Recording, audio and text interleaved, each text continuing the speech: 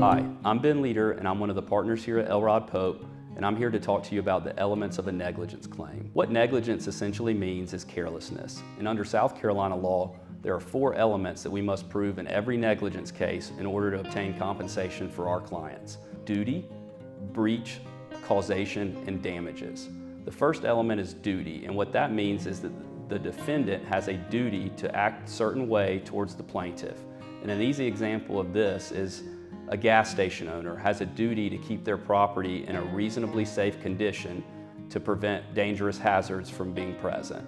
Another example of this is a driver on the road has a duty to adhere to traffic lights and stop signs and to obey speed limit laws. And so there's certain duties that have been established by law that are placed on parties to act in a reasonably prudent manner. The second element is what we call breach, and that just means that the defendant breached the duty that they owed to the plaintiff. For example, the store owner allowed a spilled drink to remain on the floor for a number of hours versus cleaning it up.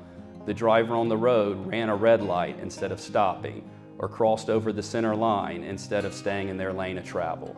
So we must establish that there is a duty first and foremost, and that the defendant breached that duty by certain conduct. And then the third element, and a really important one that's often missed, is causation. This just means there must be a causal link between the breach of the defendant and what occurred to the plaintiff. And for the gas station example, the reason that the plaintiff fall must be due to the drink being spilled on the floor.